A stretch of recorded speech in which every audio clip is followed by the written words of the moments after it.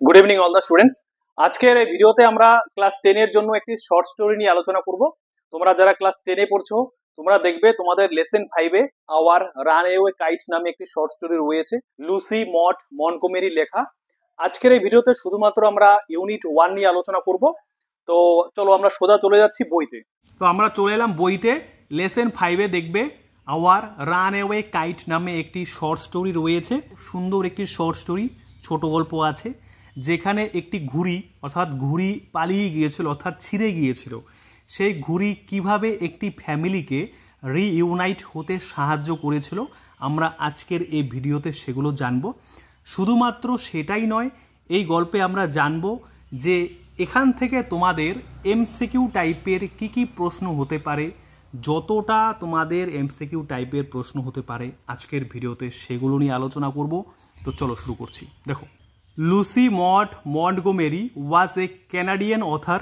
Lucy Maud Montgomery একজন কানাডার লেখিকা ছিলেন, best known for a series of novels beginning with Anne of Green Gables. অর্থাৎ Anne of Green গ্যাবেলস দিয়ে শুরু হওয়া উপন্যাসের সিরিজের জন্য তিনি অনেক বেশি পরিচিত ছিলেন বা বিখ্যাত ছিলেন। She wrote numerous novels, poems and short stories. তিনি অনেক উপন্যাস, কবিতা এবং ছোট গল্প লিখেছিলেন। She was made an officer of the Order of the British Empire in 1935। 1935 খ্রিস্টাব্দে তিনি ব্রিটিশ এম্পায়ারের অর্ডারের অফিসার পদে বসেছিলেন, অর্থাৎ তাকে অফিসার বানানো হয়েছিল। ওকে, এবার আমরা যে টেক্সটটি রয়েছে এই টেক্সটের ইন্ট্রোডাকশন জানবো, তারপরে আমরা ইউনিট 1-এ চলে যাব। এবার দেখবে ইন্ট্রোডাকশনে কি রয়েছে। দিস শর্ট স্টোরি, তাহলে এই ছোট গল্প, তার মানে our runaway kite is a short story. এখান থেকে আমরা জানলাম this short story is about a brother and a sister living on an isolated island. তাহলে এই ছোট গল্পটি একটি ভাই এবং একটা বোনের সম্পর্কে, যারা একটি বিচ্ছিন্ন বা আলাদা দ্বীপে বাস করত, উইথ দেয়ার ফাদার, তাদের বাবার সাথে, যিনি through a series of incidents, যিনি ঘটনাক্রমে গেট রিইউনাইটেড, পুনর্মিলিত হয়েছিল, with their long lost relatives, তাদের দীর্ঘ হারিয়ে যাওয়া আত্মীয় স্বজনদের সাথে। এখানে গেট রিইউনাইটেড প্রেজেন্টে রয়েছে, মনে রাখবে গেট রিইউনাইটেড। তাহলে আমরা কি বলবো, এটাকে পুনর্মিলিত হয়। It is a touching tale that underlines the value of relationships. এটি একটি স্পর্শকাতর কাহিনী যেটা জোর দিয়ে দেখায় সম্পর্কের গুরুত্ব। তাহলে এই লাইনের থেকে আমরা জানলাম যে সম্পর্কের গুরুত্ব কি আছে। পাশাপাশি জানবে যে হারিয়ে যাওয়া একটি ফ্যামিলি বা পরিবার, সেই পরিবারের সাথে ওনারা কিভাবে পুনর্মিলিত হয়েছিলেন, সেই কথাগুলো বা সেই ঘটনা আমরা ইউনিট 1-এ পাবো। তো চলো আমরা এবার ইউনিট 1 শুরু করব। দেখো ইউনিট 1-এ কি রয়েছে ভালো করে বুঝবে। অফকোর্স, অবশ্যই, there was nobody for us to play with on the big half moon. তাহলে অফকোর্স বলছে বিগ হাফ মুনে আমাদের সাথে খেলা করার মতো কেউ ছিল না। ওকে, তাহলে বিগ হাফ মুন এটা একটা কিসের নাম, একটা আইল্যান্ডের নাম। We just had to make the most of each other. বলেছে আমাদেরকে একে অপরের সাথে সবচেয়ে বেশি করতে হয়েছিল, অ্যান্ড উই ডিড, এবং আমরা করেছিলাম। অর্থাৎ ওনারা কি করেছিল, যে ন্যারেটার রয়েছে এবং ওনার ভাই, ওনারা সবাই একে অপরের সাথে মানে বেশি সময় কাটিয়েছিল, বেশি সময় খেলা করেছিল, কারণ সেখানে খেলা করার মতো আর কেউ ছিল না। তারপরে we live on the big half moon island, আমরা সেই বিগ হাফ মুন দ্বীপে বাস করি। We are father and Claude and I and aunt Esther and Mimi and Dick. তাহলে আমরা বলতে কারা কারা, বাবা, ক্লড, আমি। এখানে আমি বলতে কি, আমি বলতে ফিলিপা লিড, মনে রাখবে ফিলিপা লিড। তাহলে এখানে যে ন্যারেটার রয়েছেন তিনি হচ্ছেন Philippa Lead, aunt Esther and Dick and Mimi. তাহলে কজন রয়েছে, 1 2 3 4 5 6, 6 জন। ওকে, তাহলে it use to be only father and Claude and I. তাহলে কার ব্যবহার সবচেয়ে বেশি ছিল, কার ভূমিকা সবচেয়ে বেশি ছিল, বাবা, ক্লড এবং আমি, অর্থাৎ Philippa Lead. It is all on account of the kite that there are more of us. এটা ছিল একটি ঘুড়ির সম্পর্কে যেটি আমাদের অনেক ছিল। This is what I want to tell you about. এই সম্পর্কেই আমি তোমাদের বলতে চাই। এবার দেখো বলবে যে ঘুড়ি নিয়ে কি হয়েছিল। Father is the keeper of the big half moon light house. বাবা ছিলেন সেই বিগ হাফ মুন লাইট হাউসের রক্ষক। তাহলে লাইট হাউস কি? লাইট হাউস আমরা জানি যে বড় একটা টাওয়ার, যে টাওয়ারগুলো কোনো মানে সমুদ্রের পাশে থাকে, যেগুলো জাহাজ বা সমুদ্রকে আলো দিয়ে সেগুলোকে রক্ষা বা পাহারা দেয়। ওকে, আই অ্যাম 11 ইয়ার্স ওল্ড। আমার বয়স কত? 11 বছর। Claude is 12। ক্লডের বয়স হচ্ছে 12। ইন উইন্টার, শীতকালে, তাহলে বুঝবে যে কোন সময়ের কথা বলেছে। When the harbour is frozen over, যখন বন্দরটি বরফে ঢাকা থাকতো বা ঢাকা থাকে। We all move over to the mainland, তখন আমরা সবাই মূল ভূখণ্ডে চলে যাই। As soon as spring comes, যত তাড়াতাড়ি বসন্তকাল আসে। Back we sail to our own dear island, তখন আমরা আমাদের প্রিয় দ্বীপে ফিরে আসি। এখানে আমরা বলতে বুঝবে কারা কারা, ক্লড লিড আর হচ্ছে ফিলিপা লিড। ওকে, তারপর দেখবে the funny part used to be that people always pitied us when the time came for us to return. এবার ফিলিপা লিড অর্থাৎ ন্যারেটার এখানে বলেছেন যে সবচেয়ে মজার ব্যাপার সেটা হচ্ছে যে লোকেরা সবসময় আমাদের দয়া দেখাতো যখন সময় হতো আমাদের জন্য ফিরে যাওয়ার। ওকে, অর্থাৎ ওনারা যখন মূল ভূখণ্ড থেকে নিজেদের আইল্যান্ডে ফিরে যাবেন সেই সময় মূল ভূখণ্ডের লোকেরা তাদের দয়া দেখাতেন।